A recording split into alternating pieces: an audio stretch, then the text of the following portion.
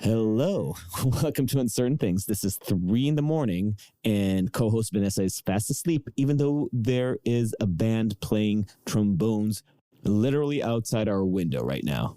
Peculiar. Also peculiar, we've been getting a ton of new listeners in the past couple of weeks. So welcome to Uncertain Things. We hope you take the time to subscribe to us wherever you get your podcasts, Apple Podcasts, Spotify. We don't judge. You can also find us on uncertain.substack.com. So again, welcome. This is Uncertain Things, and we're about to jump into the second half of our epic conversation, argument, debate with political scholar Yascha Mounk about his book, The Identity Trap. The second half was recorded with I think maybe a 2-hour intermission after the first half.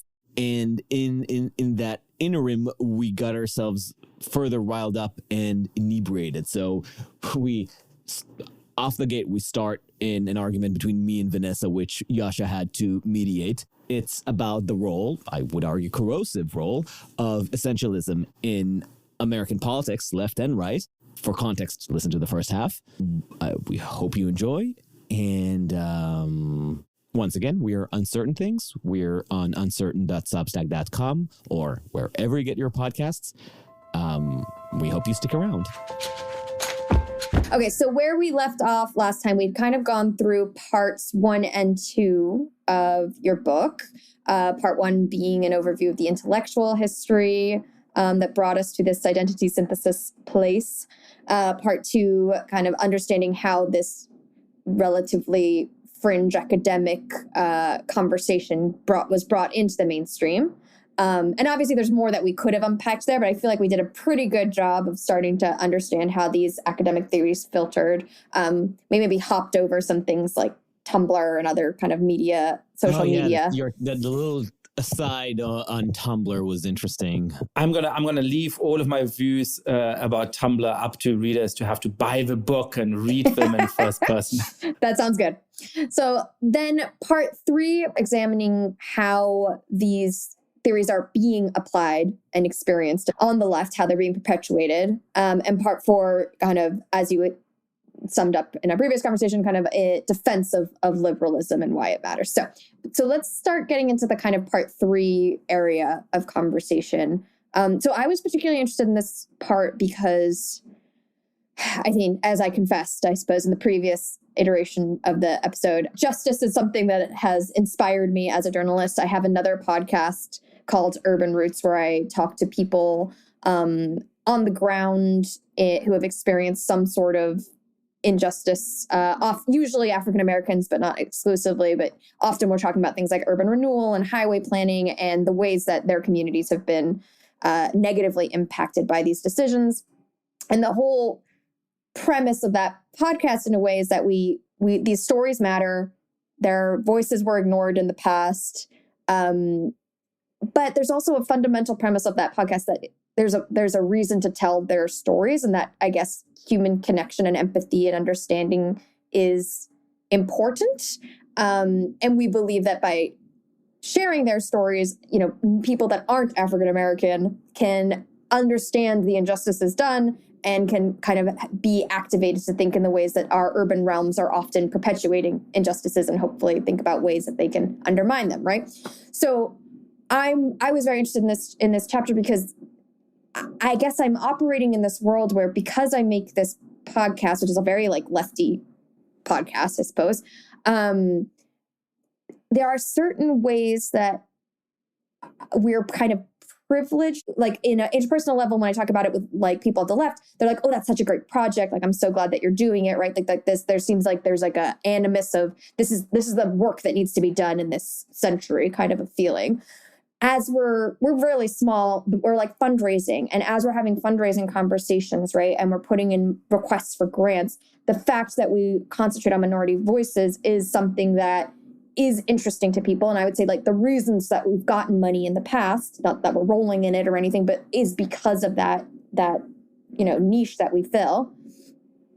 But at the same time, though, when I was reading the chapter that kind of kicks off the part 3 about the importance of listening to these voices, but not necessarily believing that everyone else has to defer to these voices, is kind of one of the points that you make. These voices, who are those big T, Sure. big V, these voices? Yes. I mean, for me, I'm very specifically talking about African Americans in local neighborhoods. African American. What's African American? What is this singular unit, and who is the authentic speaker for African Americans or for the Jewish experience? I've had this conversation about Jew face the other day with people who are like, aren't you outraged about whatever the nose prosthetic in, I forgot. Bradley Cooper's movie about Leonard Bernstein, yeah.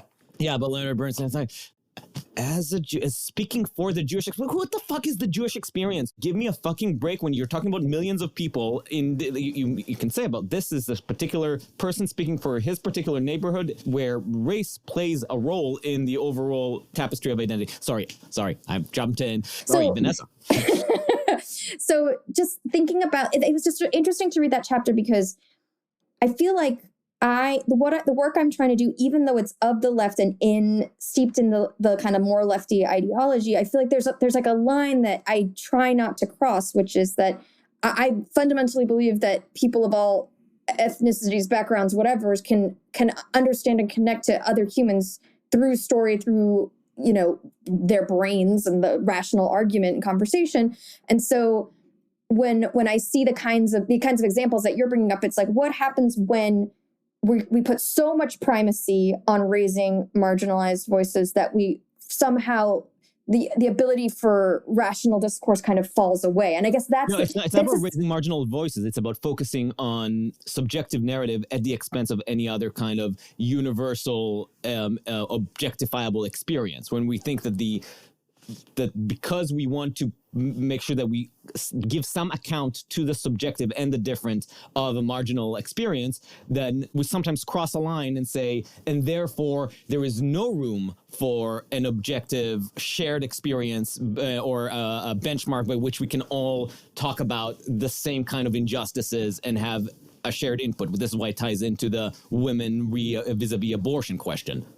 I should take Adam along to, every podcast interview as my kind of defense dog, No, to speak to this, this is one of the areas where the sort of more sophisticated roots of some of these ideas really start to diverge to the popularized slogan that unfortunately have taken on so much political power, right? And so, this has its root in a series of first feminist and then anti-racist reflections about, how we know what we know. Now, if you go back all the way to René Descartes and the kind of origins of epistemology, of the philosophical reflection on how we can understand the world, they're very sort of influenced by how our position in the world might narrow what we can know, right? And people understandably started to say, towards the middle of the 20th century in sort of modern formulation,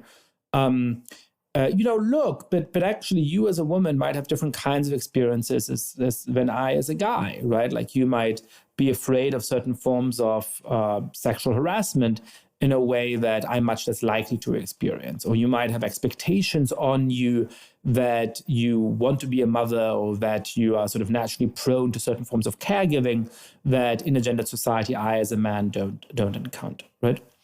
And there's, I think, a lot of plausible, it is really complicated, and there's questions about, not all women, in fact, do experience those kind of norms. They certainly don't all become mothers and so on, right? This is like not at all straightforward, but there's something intuitive about that set of forward, that what you know about the world might be deeply influenced by who you are. And that obviously a Black guy growing up in New York probably has more visceral and direct experience of certain forms of police violence or of certain forms of fear that, a stop and frisk program might evoke in the residents of a neighborhood than a white guy growing up in New York, right? And all of that is plausible. And so I think the initial instinct to say, hey, when we're talking about urbanism, when we're talking about the transformation of our cities, let's talk to people who have different experiences from myself and who've lived through some of those things and understand their stories and listen to sort of the kinds of aspirations they might have and the kinds of warnings they have about injustices to which we might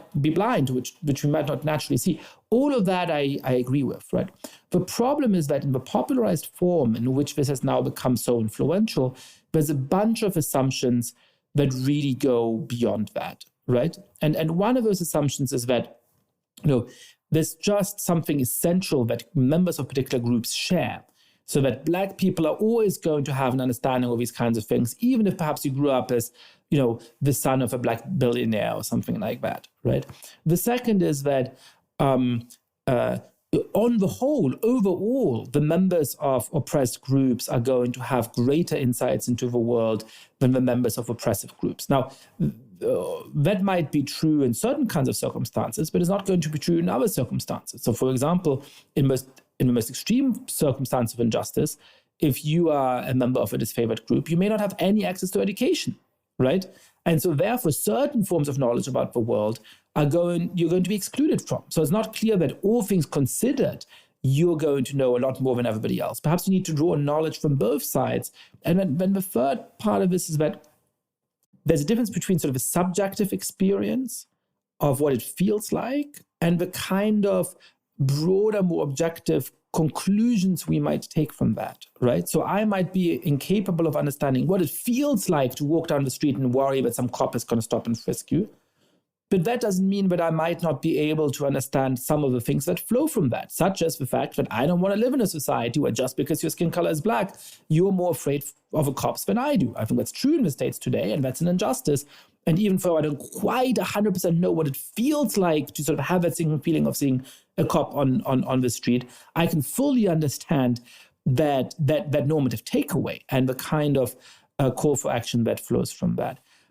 So these are sort of the three main philosophical problems with the way in which standpoint theory has been operationalized. And then there's a political problem, which I think goes to the heart of what Adam was saying, which is that on top of that, the kind of consequence that a lot of progressives have taken from that is, you must decenter yourself, you must defer your judgment, you must outsource your judgment to others. So rather than you thinking, well, how can we reform the police in New York City in such a way that everybody gets substantive protection from the police and that we reduce the crime that is, unfortunately significant in a lot of American cities, but so that, our fellow citizens are not going to feel targeted or scared or brutalized by this.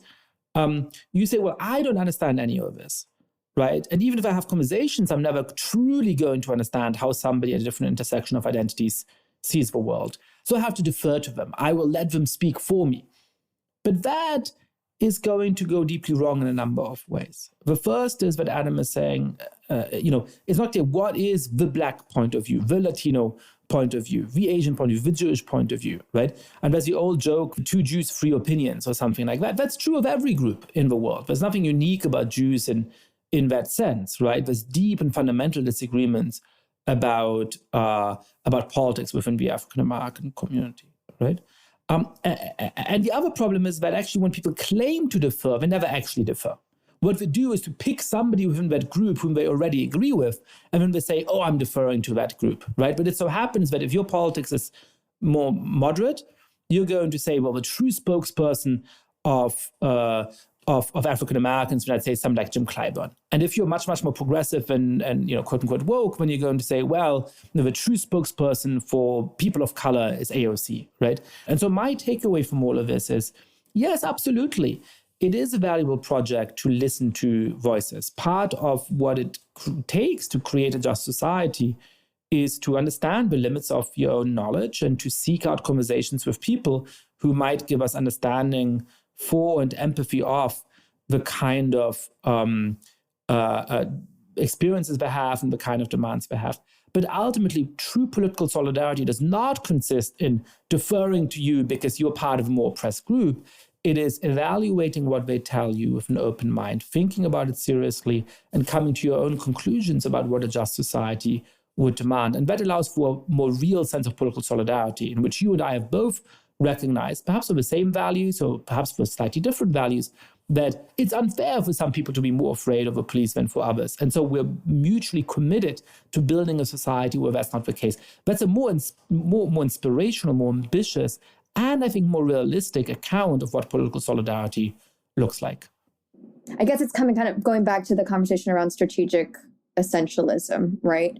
And to what extent we want to employ this useful fiction because as I'm thinking about like the stories that we've uncovered, there are patterns, right? There are repetitions. There are things that happen again and again in these different Black communities that are completely different. And when you look into like the specifics of certain realities of what life was like under segregation, it's very different in Indiana than it was in, Brooklyn. But it doesn't mean that there weren't patterns that repeated. And those are the things that I keep seeing again and again. And in that way, I feel like it is when, I know Adam doesn't believe in there's such a thing as the African-American experience, but at some point, or rather any Jewish experience or whatever, but at some point you kind of need a vocabulary to talk about it.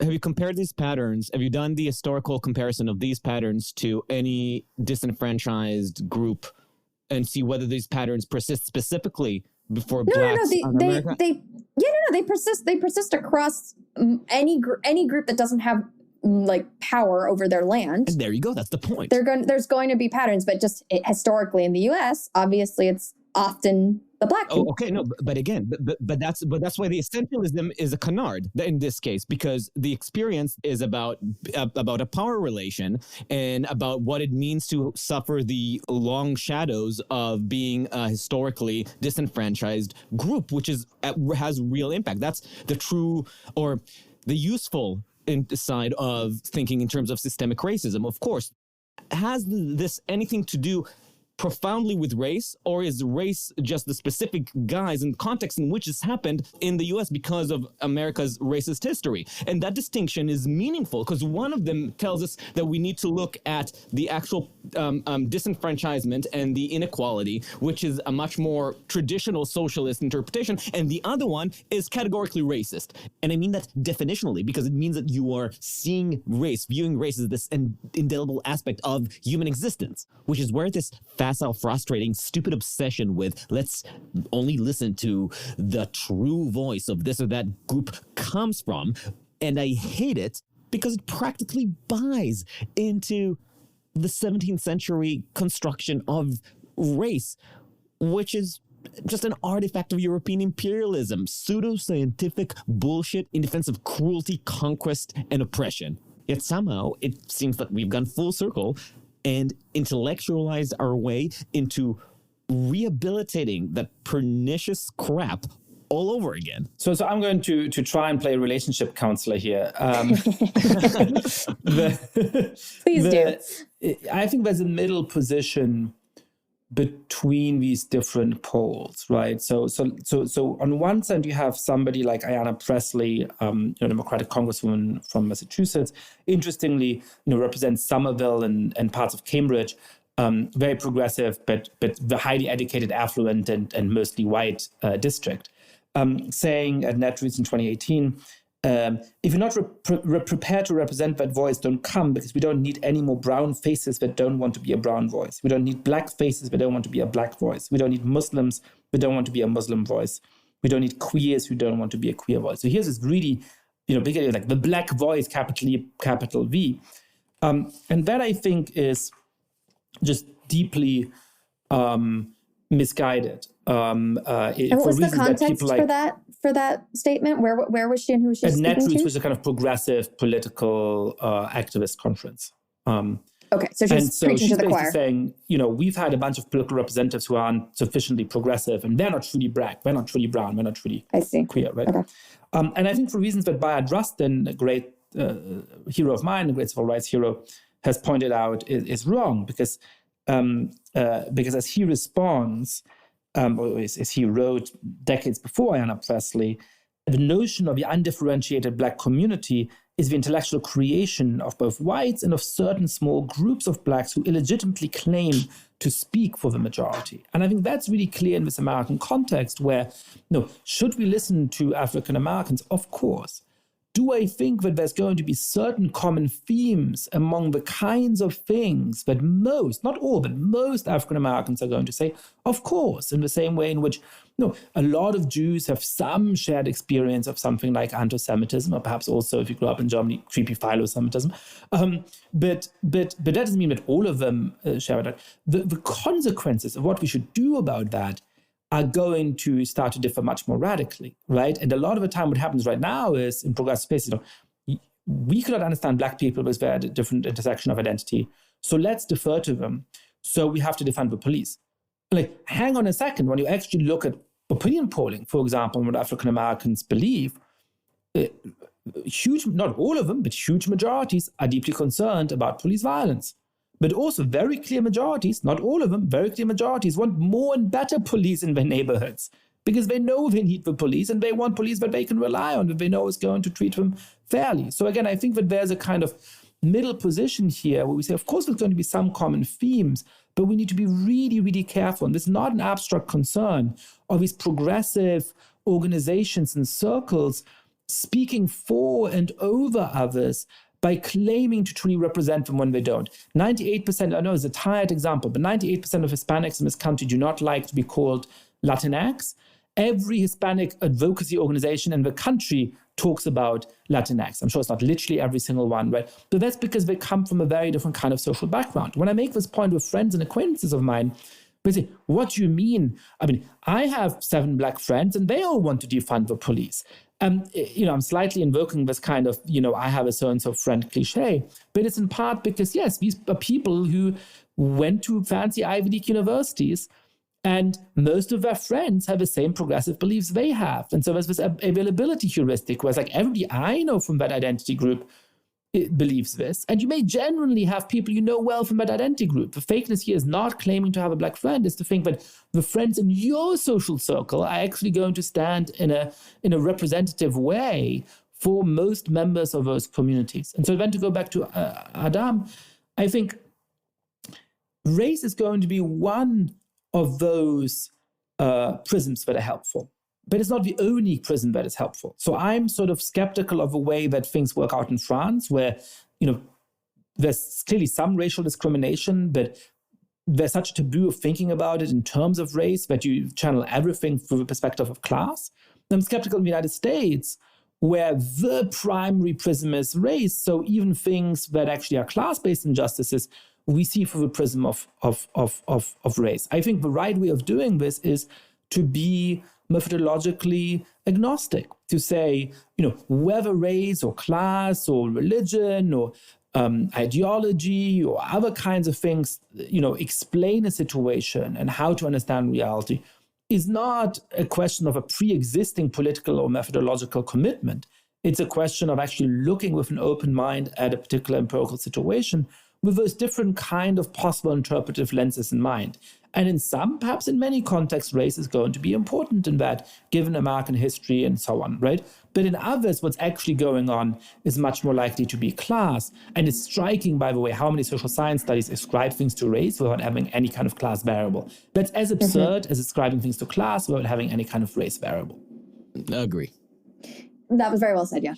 I think elements of the left are essentially kind of weaponizing this idea of race and authenticity as a way of kind of leveraging power, right? They're deriving power from these narratives, from this ideology. I guess there's two things that's happened because it didn't used to be a source of power. So I'm kind of curious when this tipping point exactly happened, where it became a source of power. And I'm also curious about why there's a mythology that it's still, the fight is still as harsh and visceral as it was in the civil rights era, right? Because there's like a twofold thing happening. There was some sort of chronological shift. It's a source of power, but we're still playing the card as if we weren't in this position of power anymore. So, Vanessa, the question was sort of, why is it that even though there's been progress on these things, the left doesn't feel like there's been progress on these things? Is that broadly right?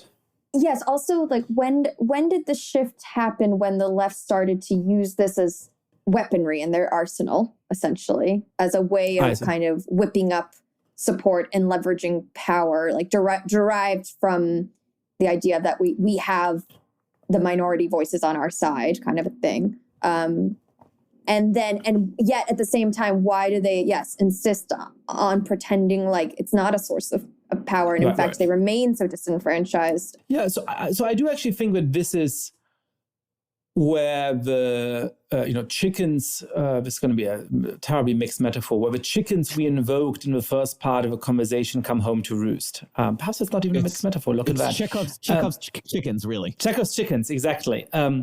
In two ways, right? The first is this idea that Spivak has of strategic essentialism, which really then takes on this life of its own, this idea of like you have to, the nature of a good education is to make people identify as strongly as possible with voices, and we really can't understand each other and all of those kinds of things. That sort of takes flight from that in a way that's really influential. And then the other strand of that is Derek Bell's permanence of racism, right? His claim that the only reason why something like Brown v. Board of Education happens is that it was in the interests of whites.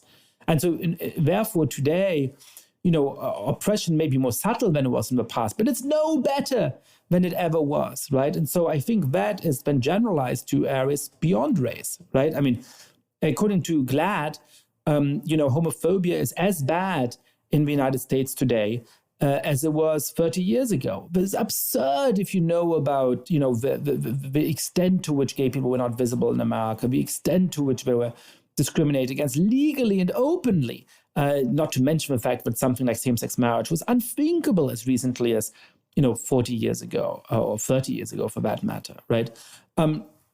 So I do think that these sort of basic roots of these ideas come in, and they have to do, they both drive the ideological commitment, they also derive from the ideological commitment. Which is to say that if you think that liberalism is responsible for everything bad in the world, and that liberal democracies are unsalvageable unless you just completely refound them, when you can't acknowledge that progress, because that would indicate that liberalism allows you to make progress. So you have to be catastrophist, because when you say, hey, perhaps through gradualist reform and electing people like Barack Obama and, raising our voices when things are unjust, America remains deeply imperfect. There remain many troubling elements of its society. But you know what? Yes, life for African Americans is better than it was 100 years ago in America. Life for gay people is a lot better than it was 40 years ago. Well, if you're saying that, then you're acknowledging that actually those forms of liberal reform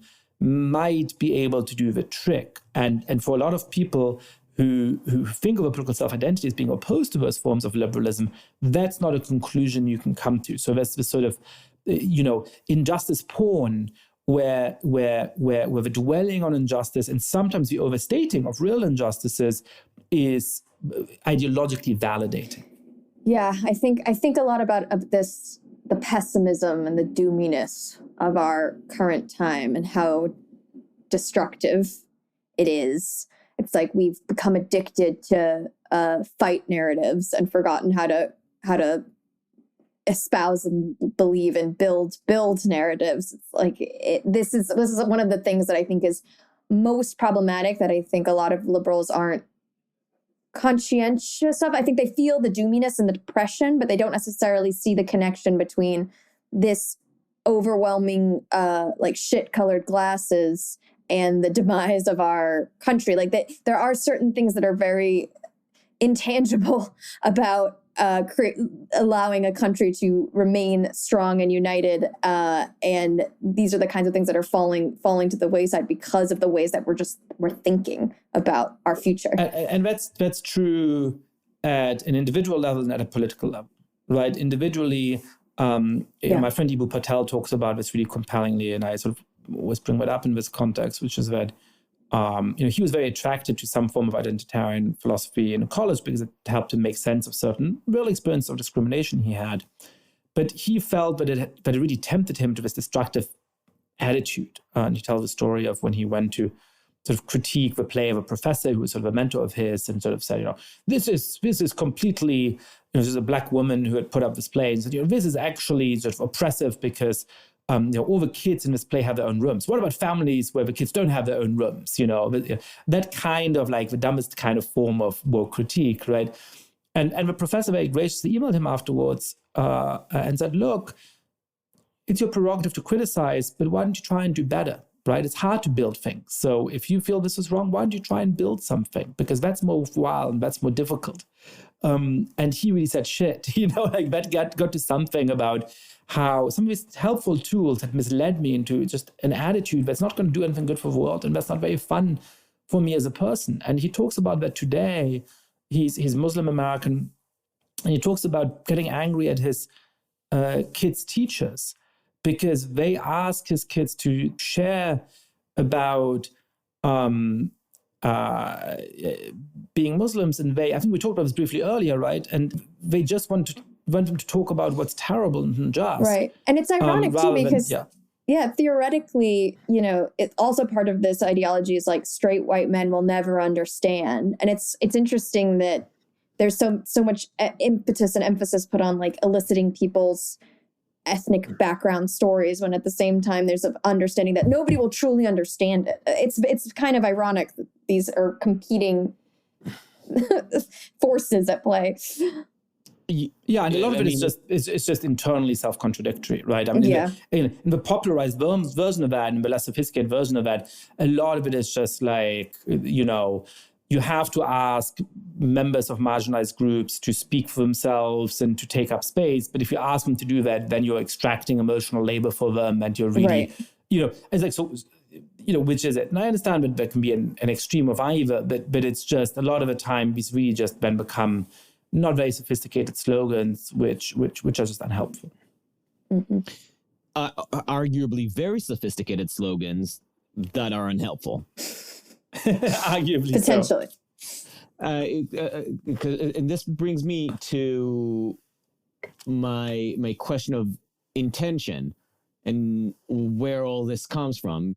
Much of what we're seeing is the result of a mix of ignorance and lazy thinking, or a much more sophisticated such psychological process. I think is probably, I don't know if it's the most important thing to figure out, but it is definitely something that troubles me a lot.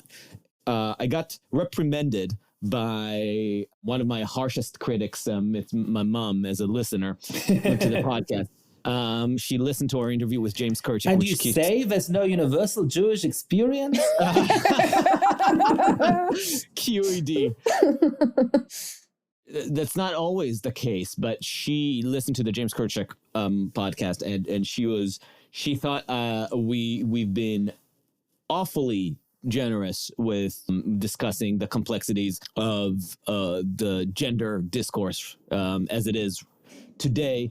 I think partly because when I'm thinking about the left, I'm almost always ascribing the best of intentions, because I see myself as part of the left and I see myself as being well-intentioned. And so I think I often project it onto people on the left, saying like, surely they really want to change the world and it's all coming from a really good place. And I think that was my position in the Jamie conversation. Adam was a bit more muted. Well, I'll let you continue how you're explaining it. It's pretty accurate. But I think actually your framing is even more on point because, Vanessa, because in the left, when you hear, and I'm talking the left of 15 years ago, the Jon Stewart left, okay? When Jon Stewart would criticize the Republicans, there would be an assumption of something sinister. They're tackling welfare because they hate poor people. That's the subtext. It's not a subtext of they have a different version of how to make the economy grow. They're just wrong, or, there's an assumption that, there's some underlying class struggle that they are inflicting on America. Whereas when Democrats did something wrong, it was because they were stupid. They don't get that they are too messy to live up to the promise of their good intentions. So now back to my mom, who will never call herself that, but is de facto a prominent feminist in Israel in many ways. She would say, fuck that. Fuck that. Why are we giving this credit to a movement that in its actions, in its behaviors, in its pathologies, is creating its own set of discriminatory practices, is harming people, is eliminating people from public conversations, and is trying to create its own new alternative power structure which is as abusive, as oppressive as what they claim to deconstruct, just set up in a different way? Why are we giving it the credit, the benefit of the doubt of good intentions? Not to say that what they're thinking in their heart is, we will build a new empire of darkness. We will be more Republican than Republicans. The point is that you would never give Republicans this benefit of the doubt or this benefit of possible good intentions, because it doesn't really matter what's at the bottom of their heart. What matters is the world that they're creating. Ironically, this is a line that people on the left use a lot, that intentions don't really matter. All that matters is your policy outcomes, right? So my mom's point was, why the hell are you giving the left this grace of good intentions? So many of our attempts to hold the left accountable are couched in this framework of, if only they understand that the results that they are getting are almost the exact opposite of the outcomes they claim to seek, then they would change their behaviors. But maybe it's just not fucking about that. Well, I have a few thoughts. The first is that I generally believe in the sort of slogan that, don't explain by malice what you can explain by incompetence. Just as a general guide to the world, Veep is closer to the truth than House of Cards.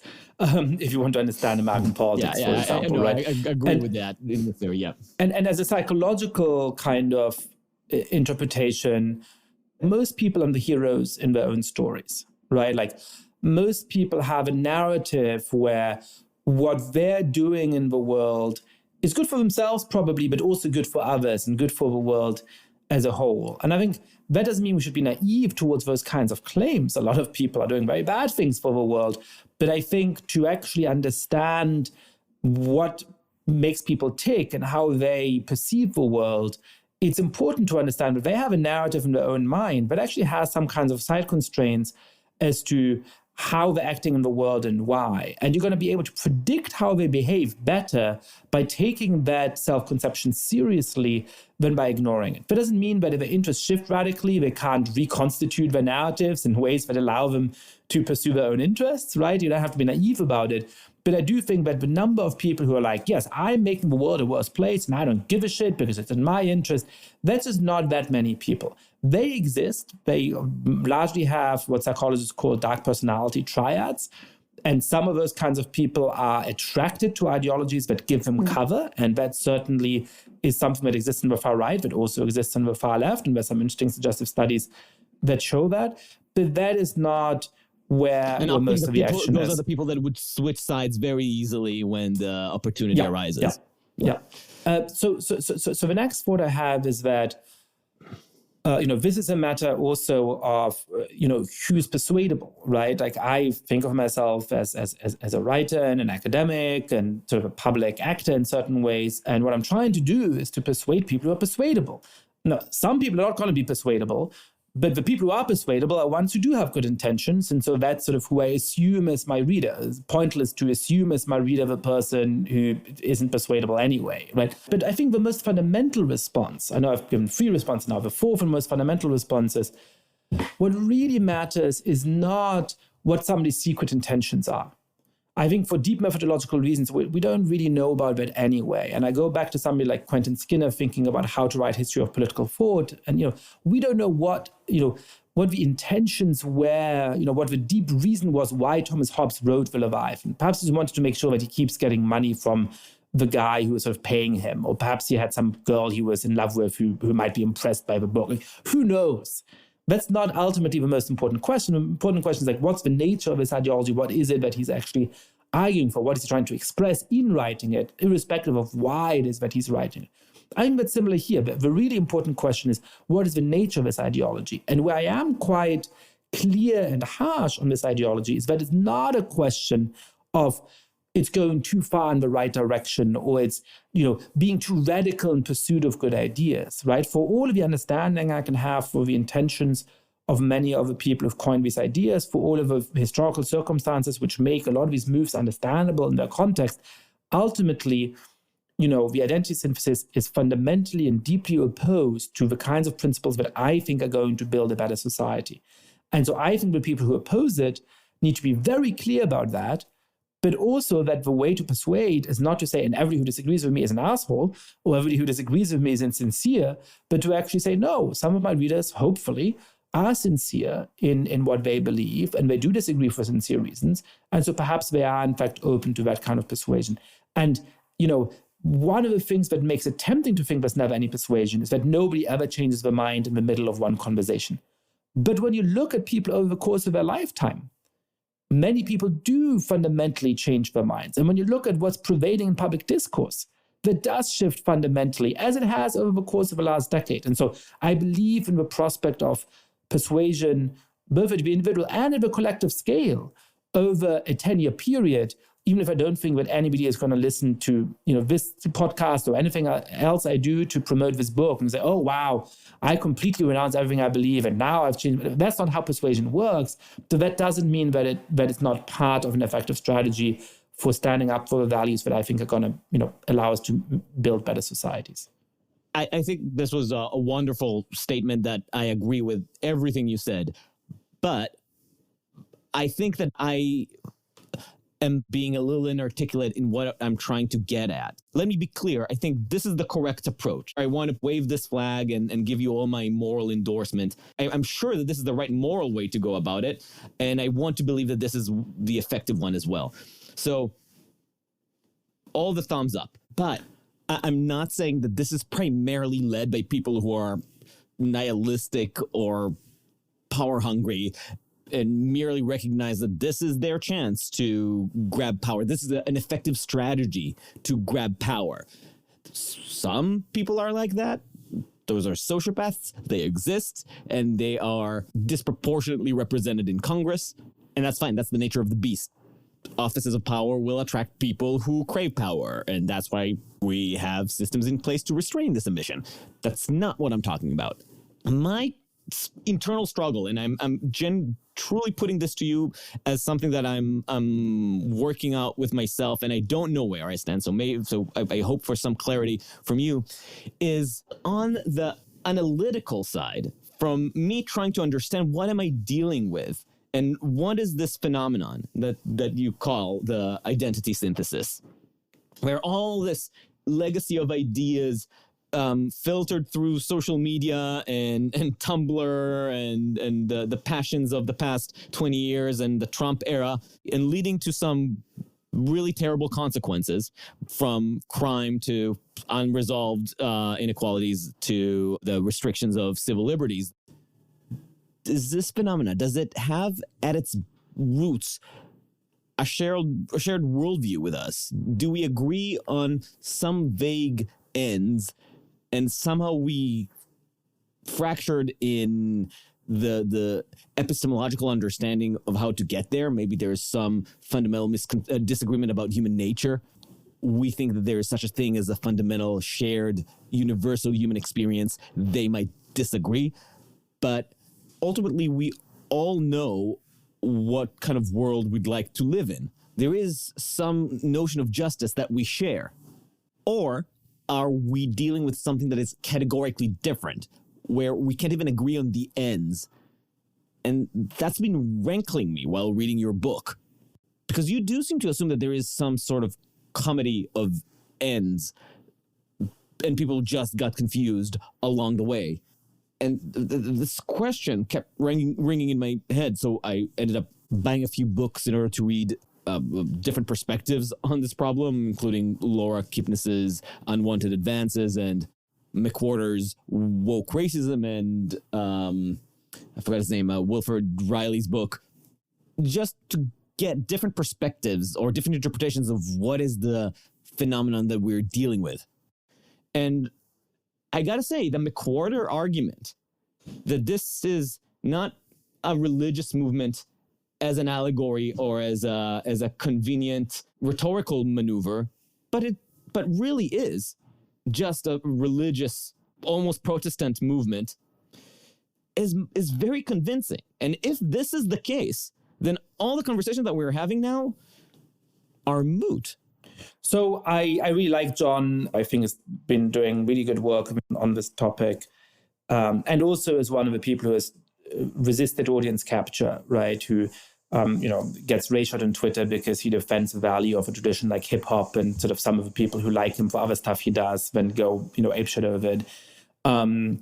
I disagree with him about thinking of wokeness as a literal religion. And one of the reasons is that all of the things he says about wokeness being a literal religion would have been true of Marxism in large parts of the second half of the 19th century and the first half of the 20th century, right? The fact that people organize a lot of their life around it, that it gives them this kind of sense of how to fight for the future, bring about the just world after some kind of cataclysmic revolution, even down to some of the absurd cultural phenomena associated with these movements. Ibram X. Kendi wrote a book called Anti-Racist Baby, in which one of the absurd things is it's directed, I think, at kids that are like 3 to 6 years old. And it says, no, if you have committed a racist act, you must confess.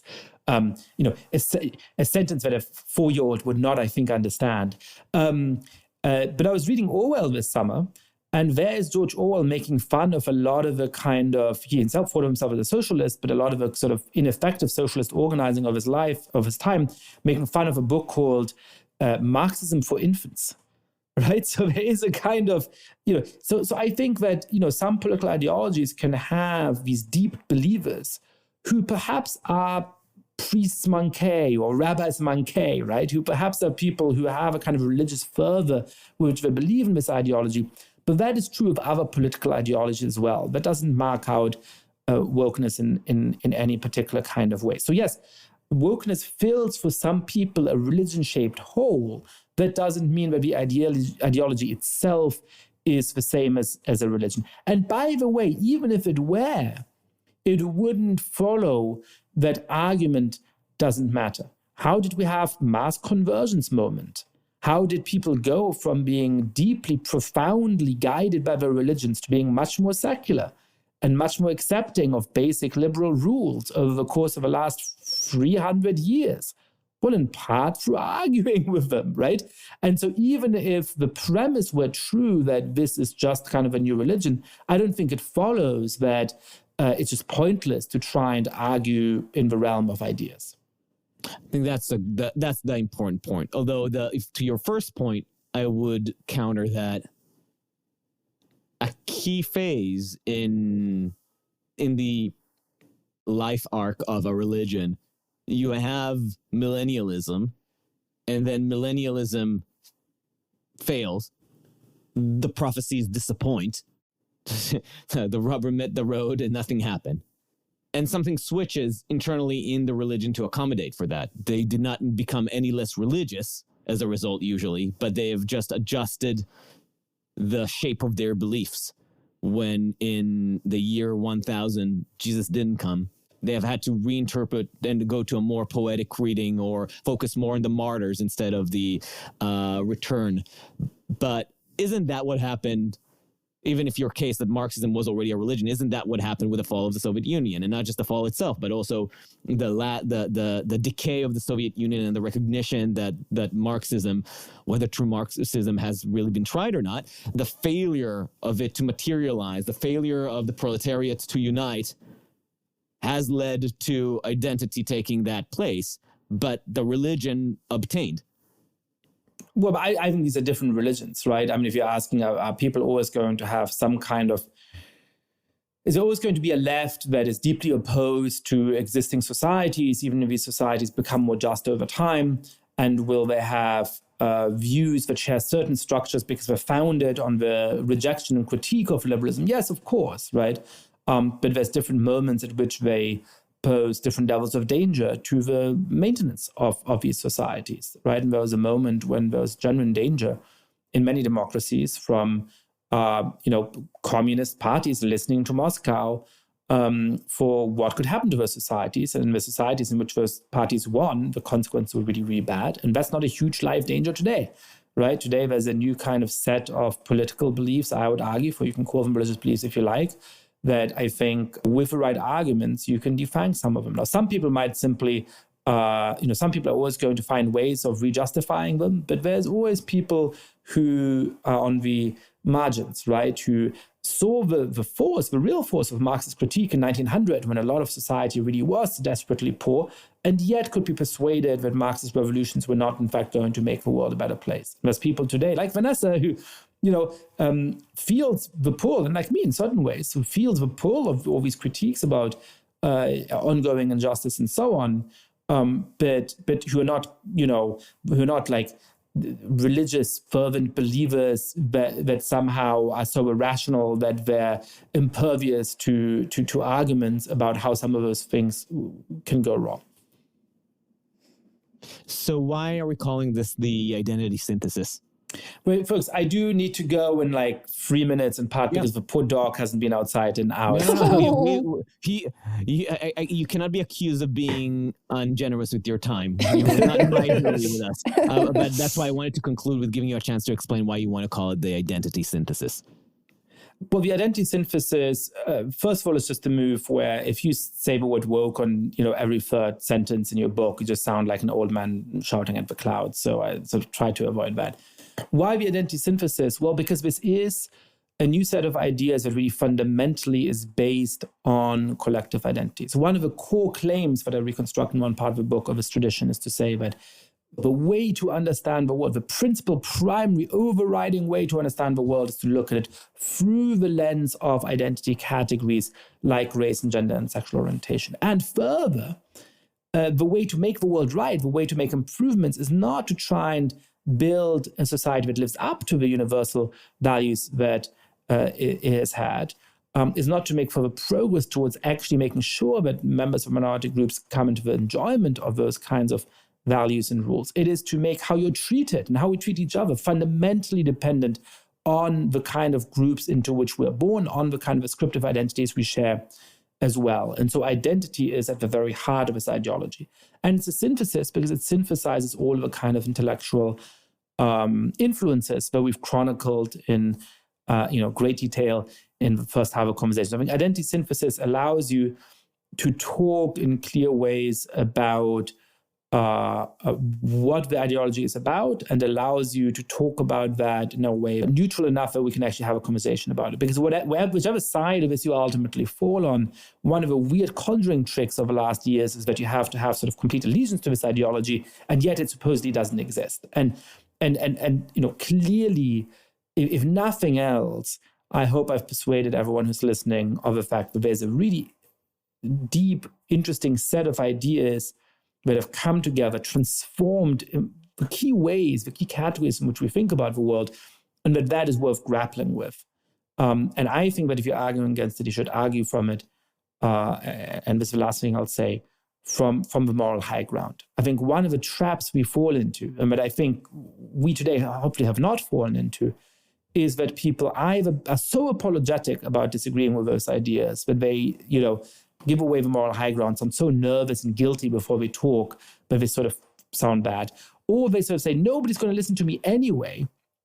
Everybody's going to hate me for what I say. So I'm going to play the role of a jerk because screw them, And I do actually think that the most effective way to argue against it, the right way, morally, intellectually, but also the most effective way to argue against it, say, no, I have deep, fundamental convictions about how to make the world a better place. I care about making the world a better place.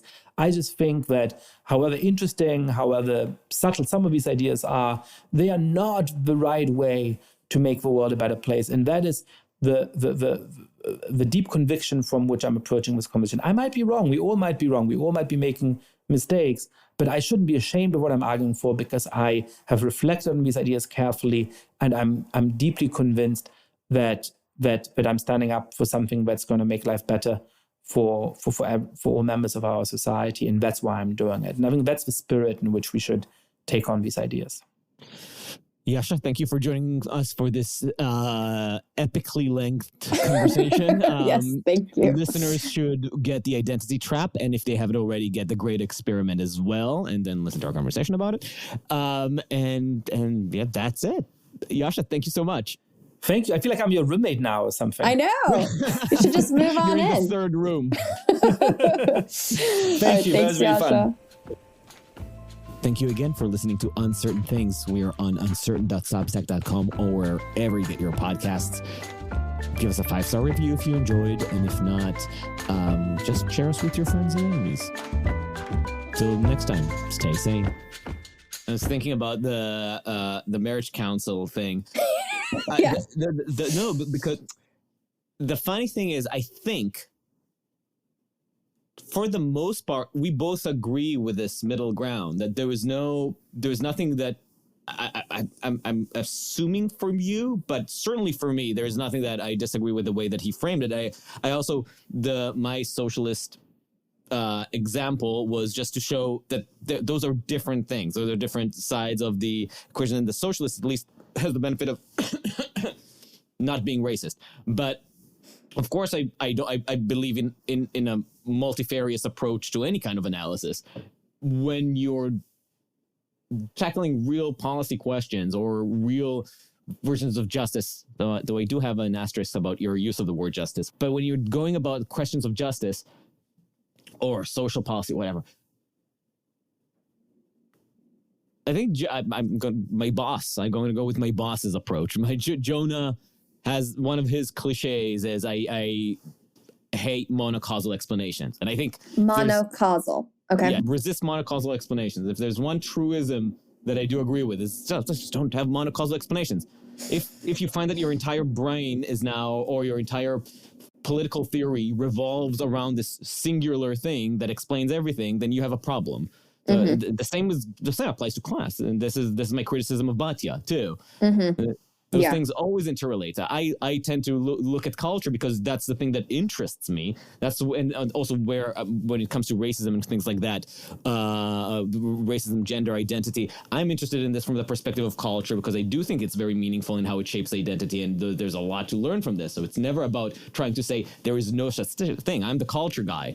But when you're jumping into thinking about policy, the culture needs to play a role in thinking about those things, but also mediated by all those other dimensions, whether it's class or even just big consequences. Just maybe start from deciding what kind of ends are you seeking to get and what kind of solutions are going to get you there, putting aside those other coloring effects. But either way, monocausal explanation's bad. Sorry. Agreed.